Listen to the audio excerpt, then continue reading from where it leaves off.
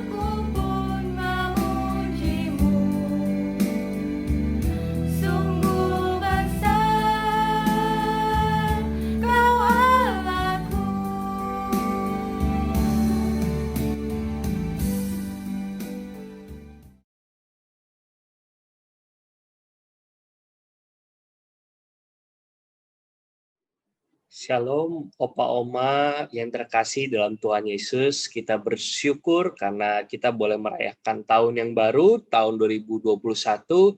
Dan pada saat ini kita bisa bersama-sama kembali berkumpul, walaupun masih secara virtual, lewat Persekutuan Komisi Lansia GKI Wahid Hasim dengan saya, Penatua Christian. Sebelum kita mulai ke dalam membaca Alkitab, merenungkan firman Tuhan, mari kita bersatu di dalam doa terlebih dahulu. Bapa yang penuh kasih, kami sungguh bersyukur karena pada hari ini kami bisa membaca firman Tuhan, kami dapat memperlengkapi kehidupan kami dengan lebih baik lewat merenungkannya. Sertailah ya Bapa, sehingga kiranya segala sesuatu yang kami baca, yang kami dengarkan, dan kami hidupi lewat firman Tuhan ini, dapat sungguh-sungguh kami laksanakan di dalam kehidupan kami sehari-hari. Oleh karena itu ya Bapa, kami serahkan segenap persekutuan kami hanya di dalam penyertaan-Mu saja. Demi Yesus Kristus, Tuhan dan Juru Selamat kami hidup, kami berdoa. Amin.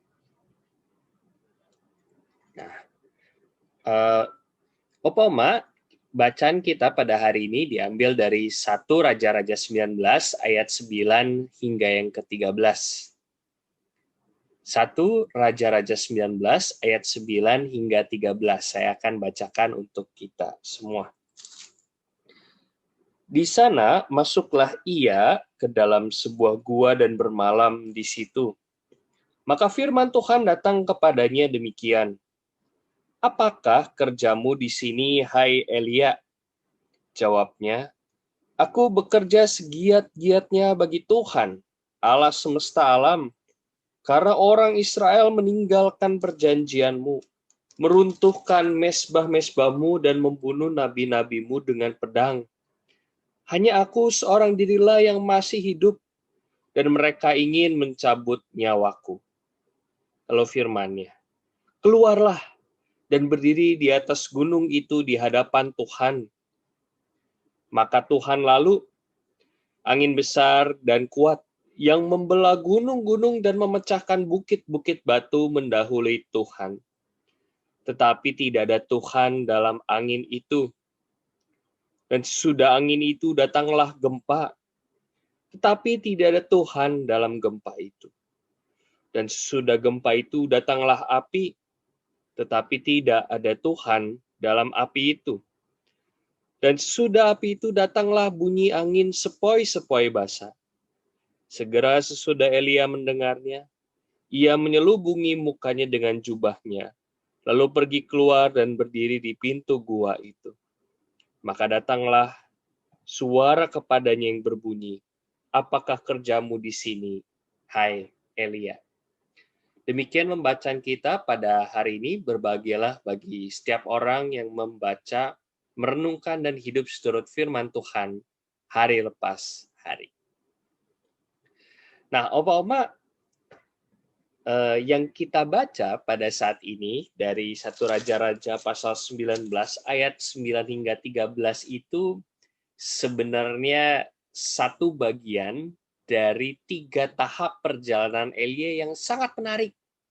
Karena itu disimbolkan dengan perjumpaan atau apa yang dilakukan oleh Elia di dalam beberapa gunung.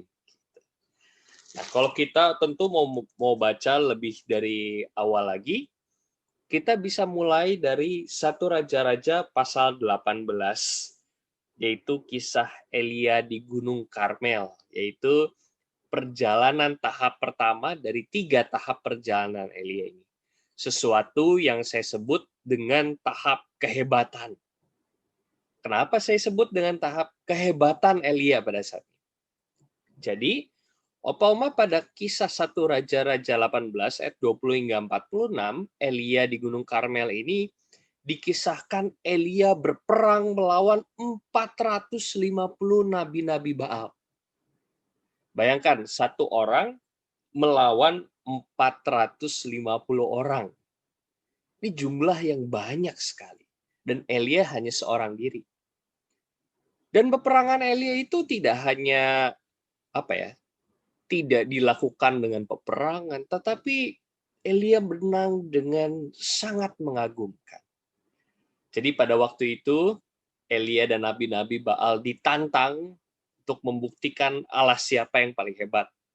Apakah Allah Elia atau Allah Baal?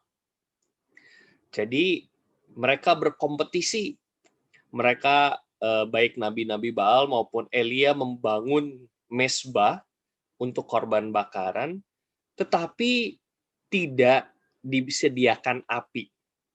Jadi sudah dibikin mesbahnya dan kemudian ada korbannya di atasnya.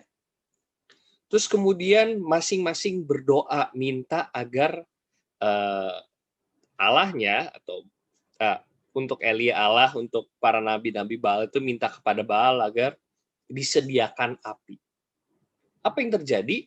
Nabi-nabi Baal setelah berjam-jam lamanya berteriak, melukai diri dan sebagainya, api tidak kunjung keluar. Mesbah itu dari awal hingga akhirnya tetap mesbah korban bakaran yang tidak ada apinya. Dan kemudian setelah sekian lama Elia mulai berdoa kepada Tuhan, tolong sediakan api. Dan bahkan mesbah bakaran Elia yang terdiri dari kayu-kayu, bayangkan loh omong, kayu itu dibasahi air terlebih dahulu. Ada kisahnya memang mesbahnya itu diisi oleh air hingga sedemikian penuhnya sampai basah sekali. Tetapi ketika Elia berdoa kepada Tuhan, kalau di sini di ayat 36 itu pada waktu mempersembahkan korban petang, Elia berdoa, lalu turun api yang luar biasa menyambar, menghabiskan mesbah bakaran Elia. Dan di situ Elia membuktikan bahwa Allahnya adalah Allah yang paling hebat, mengatasi segala. Dan kemudian 450 nabi Baal itu dihabiskan. Bayangkan, seorang diri Elia, 450 nabi Baal menang dengan api yang turun dari langit. Sesuatu yang kita aja nggak pernah jumpai gitu. Bayangkan ada api tiba-tiba turun dari langit. Nah, menarik ya di dalam Alkitab, kisah keluar biasaan Elia ini melawan 450 orang, itu langsung dilanjutkan dengan tahap kehancuran Elia justru. Jadi kalau kita tadi baca dari ayat 9, kalau kita membaca dari 1 Raja-Raja 19 ayat 1 sampai 8 itu, kita bisa melihat Elia yang diancam oleh Izebel. Jadi Elia itu setelah menang lawan Nabi Baal, Izebel, kemudian Ratu Israel pada waktu itu sangat marah atas perlakuan Elia terhadap Nabi Baal itu, dan Izebel seorang diri menyatakan ya, Elia harus mati. Nah, berbeda dengan yang sebelumnya, Elia bukan tampil sebagai seorang nabi yang gagah, tetapi justru jadi seorang yang sangat ketakutan. Elia melarikan diri, Elia ketakutan hingga meninggalkan bujangnya. Kenapa? Biar gak ada yang tahu Elia itu pergi kemana. Bahkan bujang yang menyertainya aja Elia lepas. Elia tidak ingin mengambil resiko ada orang yang kemudian membocorkan keberadaan dirinya. Dan Elia masuk ke padang pasir. Elia bahkan mau mati. Kalau kita baca di ayat 4 gitu. Elia berkata, "Cukuplah itu. Sekarang ya Tuhan, ambillah nyawaku. Sebab aku ini tidak lebih baik daripada nenek moyangku." Bayangkan beda satu pasal, ayat 18 berbicara Elia yang luar biasa, menang dengan segala kemegahannya, keluar biasanya, tetapi kemudian beralih menjadi Elia yang sangat penakut, yang melarikan diri. Nah, putus asa hingga mau mati, tadi saya sudah sampaikan. Nah, sebelum kita masuk ke dalam ayat 9 hingga 13 yang kita baca, mari kita berefleksi sejenak. apa sih yang bisa kita petik dari dua dari tiga tahap perjalanan Elia ini? Saya cukup yakin kita bisa menarik beberapa kesimpulan, hal-hal yang bermakna. Bagi saya sendiri setidaknya ada dua. Nah, yang pertama, terkadang manusia kita bahkan setelah menyaksikan kehebatan Tuhan yang luar biasa, ada waktunya kita tetap merasa takut dan putus asa. Elia di dalam pasal 18 menyaksikan kuasa Allah yang begitu besar turun api dari langit membakar mezbah bakaran. Itu sebuah kejadian yang kita sebagai manusia itu nggak pernah alami. Saya cukup yakin opa-oma pun yang usianya lebih berumur dari saya belum pernah melihat itu. Lagi siang bolong tiba-tiba ada api turun dari langit itu membakar habis sebuah, nggak ada.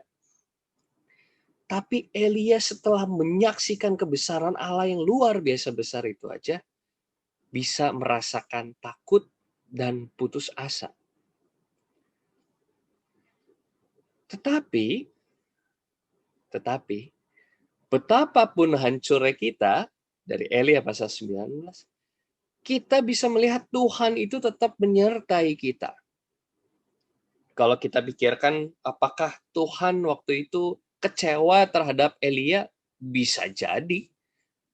Baru diperlihatkan kemahakuasaan Allah, terus tiba-tiba Elia kabur, takut. Padahal yang mau membunuhnya ya seorang diri, Isabel. Sebelumnya Elia dengan gagah berani melawan 450 orang nggak takut. Tapi Tuhan tetap menyertai. Bahkan ketika Elia merasa sangat putus asa, Elia tetap diberikan penyertai. Dalam apa? Dengan memberikan roti, makanan, minuman pada saat Elia terbaring, pada saat Elia mau putus asa. Nah, oleh karena itu, mari kita masuk ke dalam tahap ketiga, sebuah tahap yang menurut saya sangat menarik. Di dalam tahap ketiga Elia yang kita baca 9 hingga 13 ini, Elia pada akhirnya sampai di Gunung Horeb. Jadi setelah berjalan di padang pasir beberapa waktu lamanya, kalau di dalam Alkitab dikatakan 40 hari 40 malam, Elia berjalan kaki, Elia akhirnya sampai di Gunung Horeb. Gunung di mana waktu itu Musa mendapatkan 2 loh batu dari Tuhan. Dan di sana, sekali lagi, Elia dipertemukan dengan kedahsyatan kuasa Allah. Coba kita baca ayat 11-12, saya akan ulangi ya. Apa aja hal-hal yang diperlihatkan kepada Elia. Maka Tuhan lalu angin besar dan kuat yang membelah gunung-gunung dan memecahkan bukit-bukit batu mendahului Tuhan. Tetapi tidak ada Tuhan dalam angin itu. Dan sesudah angin itu datanglah gempa. Tetapi tidak ada Tuhan dalam gempa itu. Dan sesudah gempa itu datanglah api. Tetapi tidak ada Tuhan dalam api itu. Bayangkan sampai di sebuah gunung, tiba-tiba ada angin luar biasa seperti angin puting beliung. Tiba-tiba gempa bumi luar biasa, lalu kemudian api muncul. Sekali lagi, ini adalah sebuah peristiwa yang luar biasa yang dialami oleh Elia. Ini bukan sebuah peristiwa biasa-biasa saja. Makanya Alkitab sampai menuliskannya bahwa ini Tuhan memperlihatkan dirinya lewat cara-cara yang demikian luar biasa. Tetapi satu hal yang dicatat dengan sangat menarik adalah pada tiap-tiap titik dari keluar biasaan itu, angin lalu, gempa bumi, api, di dalam Alkitab mencatat, tetapi tidak ada Tuhan di sana. Nah, itu kenapa? Menarik sekali. Ketika di dalam ayat 12 akhir, dikatakan, dan sesudah api itu datanglah bunyi angin sepoi-sepoi basah. Angin sepoi-sepoi basah itu maksudnya angin semilir yang menyegarkan, itu tiba-tiba berembus. Elia mendengar, menyelubungi mukanya dengan jubahnya, lalu pergi keluar dan berdiri di pintu gua itu. Justru Allah menampilkan dirinya bukan dengan kemahakuasaan yang luar biasa, tetapi dengan kesederhanaan. Angin yang sepoi-sepoi. Beda dengan yang sebelumnya, ada api, ada gempa bumi, ada angin puting beliung, dan sebagainya. Sekarang Allah cuma datang dengan angin. Dan Elia sadar, justru Tuhan muncul di situ. Nah, apa artinya dari kisah Elia secara khusus pada tahap ini? Kita perlu belajar bahwa kedahsyatan kuasa Allah itu tidak hanya kita temukan dalam hal-hal yang menggemparkan, yang luar biasa, tetapi dalam hal-hal yang kecil juga. Kalau kita lihat dari tahap pertama, dari tahap kisah Nabi Elia melawan nabi-nabi Baal, kemudian Elia di gurun pasir, kemudian Elia sampai di gunung Hor. Pernyataan kuasa Allah, kehadiran Allah kepada Elia itu justru semakin lama semakin sederhana. Awalnya turun api menyambar mesbah persembahan, itu bisa kita katakan seperti mukjizat. Yang kedua, waktu Elia sedang putus asa, Allah menyediakan makanan dan minuman, serta Elia disuruh beristirahat. Dari mukjizat yang luar biasa yang mungkin dialami oleh kita ya, antar tidak pernah atau sekali seumur hidup, kemudian ke dalam sebuah berkat yang kita rasakan setiap hari lah. Saya cukup yakin kita setiap kali mau berdoa, setiap kali kita mau makan, minum sebelum tidur kan kita berdoa ya. Dan itu hal yang sangat biasa yang kita alami dalam hidup kita sehari-hari. Dan setelah itu, setelah di gurun pasir, memang Allah awalnya menampak lalu dengan berbagai bentuk kehadiran yang luar biasa, tetapi Allah hadir dalam angin sepoi-sepoi. Jadi bukan lagi sebuah berkat yang secara sadar kita masih doakan, bersyukur dan sebagainya. Allah hadir dengan lewat angin yang tidak bisa dirasakan oleh manusia, yang semilir mungkin dilewati begitu saja. Coba berapa kali kita pernah bersyukur, Tuhan, anginnya enak sekali. Perhatikan, semakin lama semakin sederhana. Tetapi di sanalah Allah hadir. Dan masalahnya kita kadang-kadang sebagai manusia justru lupa mensyukuri hal-hal yang kecil. Coba kita berefleksi ya. Kalau kapan sih kita berdoa kepada Tuhan, bersyukur? Bukankah kita biasanya bersyukur kalau ada sesuatu yang besar terjadi? Wah, saya ulang tahun. Kita aja di Komisi Lansia kalau ulang tahunnya dirayain, berdoa happy birthday, terus terus ada potong kue tiup lilin, kan seneng ya. Di situ kita berdoa, dapat hadiah mungkin dari teman-teman, dari keluarga satu. Terus mungkin kita bersyukur lagi kalau misalnya, waduh, anak saya mau menikah, bersyukur. Wah, saya bentar lagi anak saya ngelahirin, saya dapat cucu, bersyukur. Tapi hal-hal itu kan terjadi hanya sekali, 2 kali, 3 kali dalam hidup kita. Waktu kita makan, yang terjadi sehari bisa berapa kali, sudah berapa sering kita benar-benar mensyukurinya?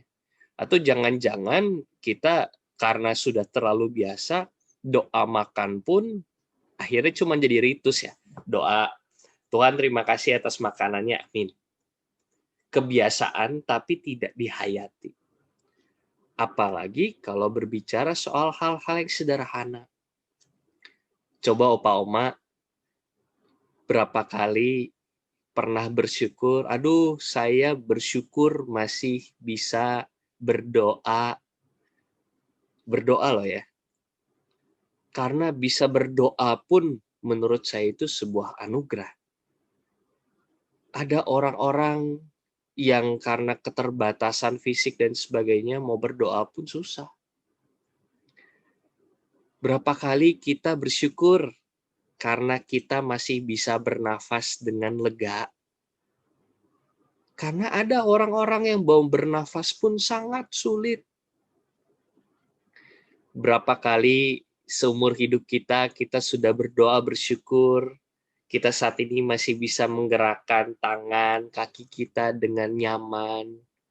Walaupun mungkin agak lemas, tapi kita masih bisa berjalan, merajut mungkin atau masak bagi yang hobi masak. Berapa kali kita sudah bersyukur atas hal-hal itu? Nah, ketika kita sebagai manusia lupa bahwa kita itu masih punya berkat di dalam hal-hal yang kecil itu, kadang-kadang kita jadi lupa bersyukur. Kalau yang kita cari itu selalu hal-hal besar, kemudian kita bisa jatuh kepada kemarahan kepada Tuhan. Dan kita tanya, Tuhan, kok doa saya nggak dikabul-kabulin sih? Mana sih bukti Tuhan menyertai saya? Coba Oma, di usia sekarang saya sudah cukup yakin, sudah jauh lebih banyak pengalamannya dari saya. Coba hitung, kalau di dalam kitab Pemazmur itu ada, ajarlah kami menghitung hari-hari kami, supaya kami beroleh hati yang bijaksana. Coba ya, Oma Opa cari itu Mazmur berapa gitu. Coba kita refleksi, masa sih Tuhan tidak menyertai? Toh sampai sekarang masih ada berkat-berkat kok. Kalau yang kita cari berkat-berkat besar saja, ya susah. Coba lihat, syukuri berkat-berkat kecil. Apalagi sekarang di masa-masa pandemi kayak gini. Harusnya jadi lebih kerasa. Coba, saya pengen cerita sedikit ya. Saya waktu sebelum pandemi itu, kok boleh tanya lah sama istri juga, saya itu kadang-kadang malas ke mall. Jadi kalau suka ngeliat anak-anak muda hobi banget ke mall, yang kalau nggak setiap minggu ke mall tuh kayak kurang, saya itu enggak lah. Sebulan sekali ke mall paling. Saya nggak pernah berdoa kepada Tuhan, aduh Tuhan makasih saya bisa ke mall gitu. Enggak. Tapi sekarang di masa-masa pandemi gini, aduh saya mau ke mall aja mikir 1000 kali gitu. Aduh ngapain ya nanti di sana kalau ketemu orang gimana. Nah, kita jadi bisa berefleksi bahwa ya kita masih harus bersyukur karena kita waktu itu dulu masih boleh ke mall. Persoalan yang kita rasakan semua juga sekarang, soal ke gereja. Kita kan sekarang coba berapa kali sih kita bisa bersyukur kepada Tuhan, Tuhan saya tuh bisa berkumpul dengan teman-teman di gereja. Mungkin nggak pernah, mungkin terlupakan gitu. Kenapa ya? Karena kita setiap minggu terbiasa ya. Pastilah minggu depan bisa ke gereja lagi, ya kecuali lagi sakit ya minggu depannya nanti datang lagi. Kita kan nggak pernah membayangkan hal begini. Ada sebuah pepatah singkat yang bagi saya sangat bijak. Pepatah itu mengatakan kadang-kadang kita baru bisa menghargai sesuatu ketika hal tersebut sudah hilang dari kita. Nah, apakah kita perlu nunggu sampai hilang dulu baru mau bersyukur kepada Tuhan? Atau kita mau belajar melihat berkat-berkat Tuhan sekecil apapun di sekitar kita? Sehingga kita pun sebagai opa, sebagai oma, sebagai siapapun yang mengikuti persekutuan ini pada saat ini bisa merasakan juga. Wah, bersyukur ya. Ternyata Tuhan masih menyertaiku. Dan itulah saudara sekalian yang disebut dengan spiritualitas keseharian yang jadi tema kita hari ini. Yaitu ketika kita bisa merasakan Allah sesungguhnya di dalam setiap keseharian, kehidupan kita. Bukan cuma waktu kita ke gereja, bukan waktu kita ikut persekutuan aja, bukan waktu kita berdoa aja, bukan. Tetapi ketika kita menghembuskan setiap nafas dari hidup kita, dari mulut kita bisa merasakan Tuhan. Itulah yang disebut dengan spiritualitas keseharian. Temukan Allah dalam setiap nafas kehidupan opa-oma. Dan kiranya Tuhan memberkati kita semua sehingga kita dapat senantiasa merasakan kehadiran Allah di dalam kehidupan kita. Amin. Silahkan bersatu teduh sejenak.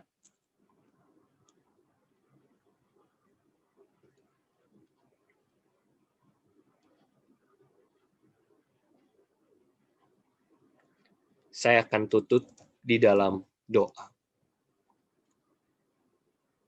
Bapa yang penuh kasih, kami sungguh bersyukur karena Allah yang kami kenal di dalam Tuhan Yesus Kristus adalah Allah yang sungguh-sungguh mengasihi menyertai hidup kami.